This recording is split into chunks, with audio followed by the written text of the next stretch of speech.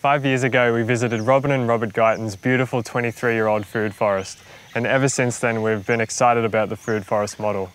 The film that came out of that visit is one of our favourites, and judging by the comments that keep coming in, it's also one of yours.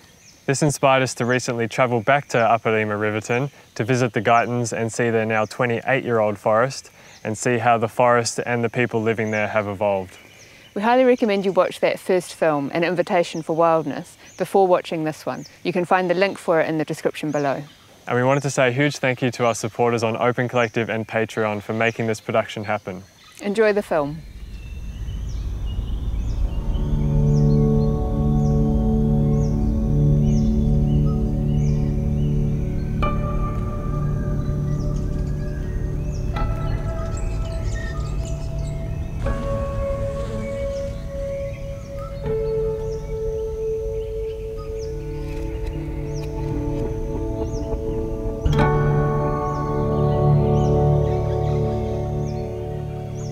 Pre-COVID, we were getting people arriving here from overseas, having seen your first movie and being so affected by it that they would literally travel from India, the footsteps of the Himalayas, or from the States or Europe to come and have a look, which was very flattering for us.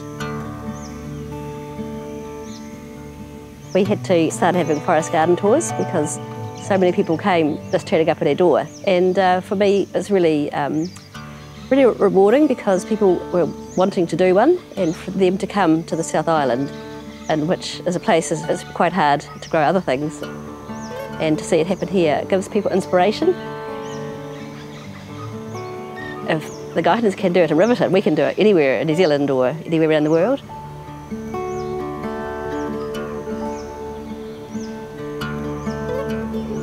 The film has been a real boon to us, actually, and quite a nice time marker too. So now we can look and say, oh, it was like that then, or we were like that then, or we thought like that, and that's changed over the past 5 years.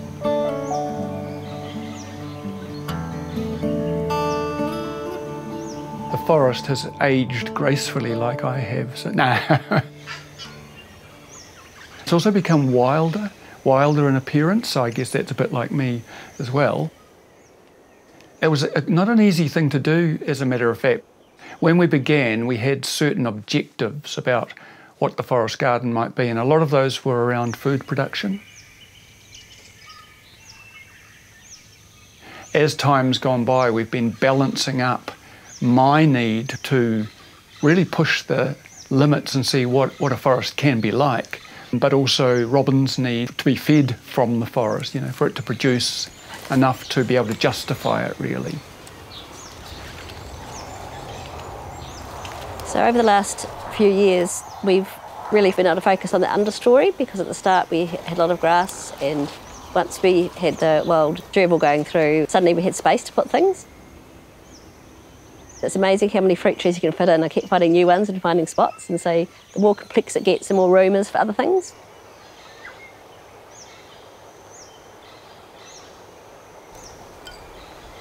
I really like it being wilder, and I know not everyone would like it quite this wild, but it's really good to say, well, this is a, you know, extreme example of forest gardening.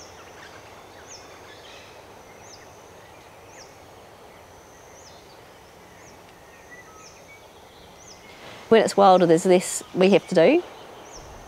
I'm pretty much harvesting and enjoying it. I don't have to do anything else. Sometimes the tree gets too big, but we just harvest a couple of branches off it, and that's firewood. We're getting older, you know, I'm over 60 now, and so it's nice not to have to worry about keeping the edges tidy or that kind of stuff, and so we can start to relax and really becoming part of the forest.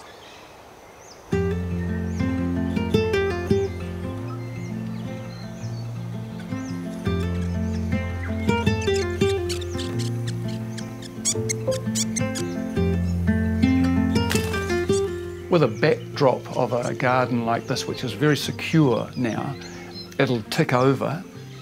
There's not so much that's demanding of me. I feel I can now start to be more creative and more inventive in the way that an artist might especially now that we have a large tunnel house.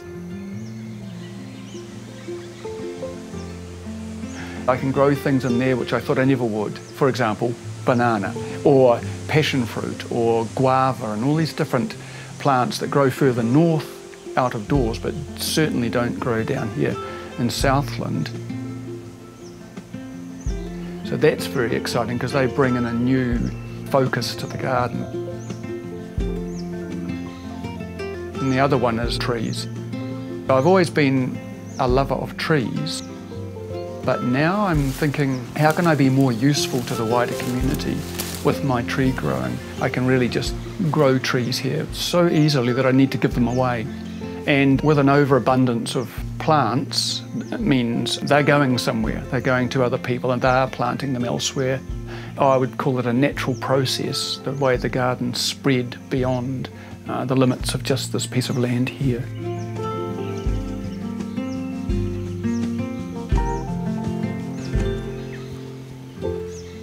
Something happens to your nature when you're living in a forest garden or in a woodland like this. Cool. And now some rhubarb. It's a relationship thing between the people living here and the forest itself. I think the two things happen together. We literally are both maturing at the same rate or in coordination with each other in a way.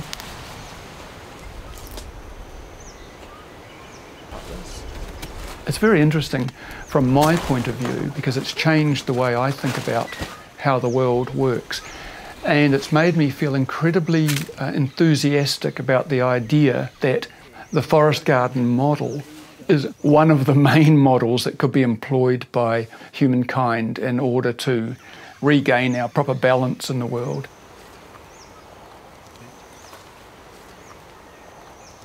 A human being, I think, is an integral part of not only the forest garden, but all of the forests on the planet now. And I think that when we assume that role, we'll be loved by, the other beings on the planet, the other entities, especially by forests. I don't think we're particularly loved at the moment. Our behaviour's not been very exemplary. Get them to stalking.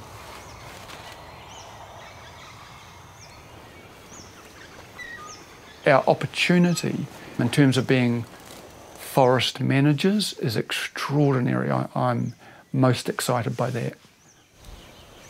That kind of expansiveness and the ideas that come from living in an environment that's generous really has an effect on the wider community. And that's a lot to do with food security and food availability and connectivity between communities and people. Those things, I think they emanate from a garden like this because that's how it works with the plants.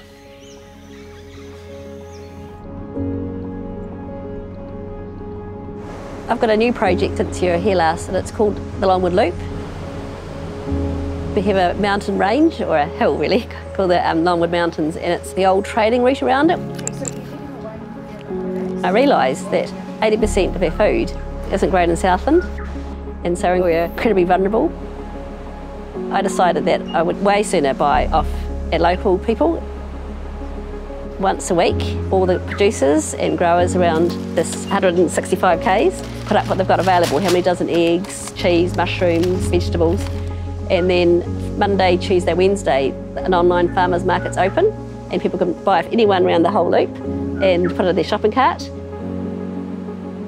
And then on Thursday, a little electric van hums away and goes to trading posts.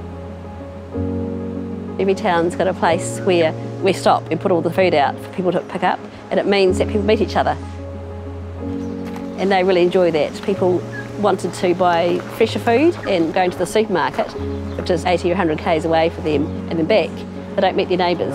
There's a couple of our new jams. Oh, they're popular, aren't they? We worked out that if just 20% of rural New Zealand spent 20% of their grocery bill locally with other rural people, $1.5 million a week would go back to rural New Zealand. Okay, see you next week. All right. Yeah, have a good one. Cheers. See ya. See ya. We're just uncovering what happened before the supermarkets came. So 50 years ago, each town had many more shops and was much more connected. And I think global food it seemed really good at the start, but in the big picture, it's not good. There was a blip, and we have to go back to, local carbon neutral travelling, trading, fresh stuff without the food waste. There's a lot of food waste with the supermarkets and travel miles and everything. A lot gets thrown out. The whole idea is that if we can do it right, it can be a model for the rest of the world. And I really worry about if we don't get these systems in place, if something goes wrong, the global food giant collapses for some reason. I think that's really important for people to realise where your food comes from, source it locally, and support your growers. Because if you don't, they won't be there for you when you need them.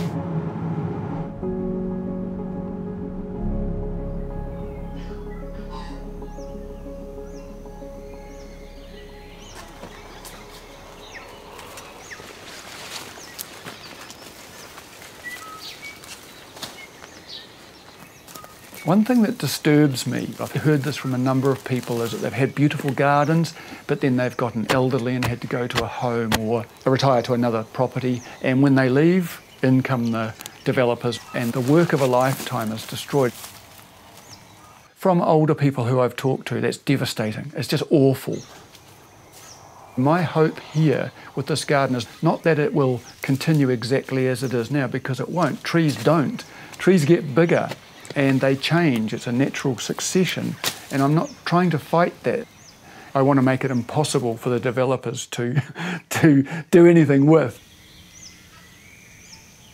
With that in mind, I'm planting now examples of forest giants, such as tōtara, rimu, kahikatea, kauri, those great New Zealand long-lasting conifers and so on that, with a bit of good fortune, might last 1,000 years.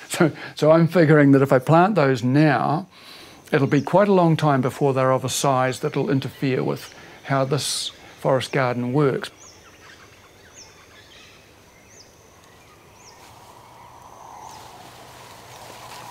When I expire and I'm covered in leaves and left to decompose out here in the garden, the world will have changed so much that no one will be cutting down big established trees. They'll be regarded the way they should be regarded, as treasure.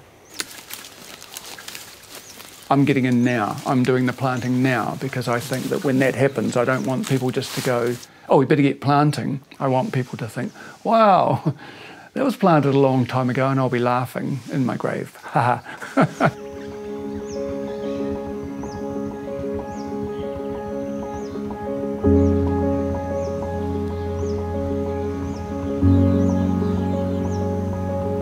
When we came to Riverton, we had a lot of older gardeners joined our group and taught us young families things, and so I've really wanted to capture all the information through the Environment Centre and education work. It's nice that now it's trendy, people want to know, but for a long time no one really cared. They just wanted their lawns in the supermarket, and now I'm so lucky that people have said, oh, we want to do this again. It's nice when you get older to be considered, wise old folk. I think it's a privilege that people listen to us and make changes in their life for the better.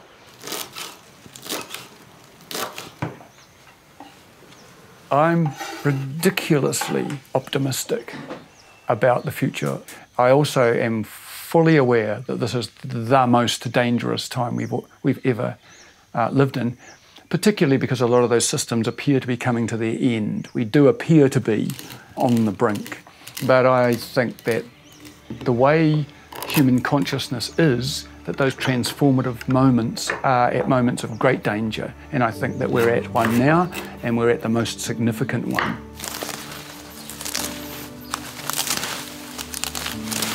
When the world was more forested, and the people living in those forest woodlands did have a relationship that was reciprocal and was generous and that was functioning. I think that has to happen again, and this little model here, there are lots of other models that work just as well as this one, but this little model here, from my point of view, is a really good example. People can be meaningfully engaged in activities that support themselves. They can grow their own food, they can produce materials for building, they can keep bees, all the different things you can do, the opportunities that need people. It's the opposite of industrialisation or intensification, where you need hardly anybody because machines are doing it or herbicides are doing it. But when you put people back into an environment, help them to make it worthwhile and healthy, especially for your mind, this is the way forward for humanity, in my view.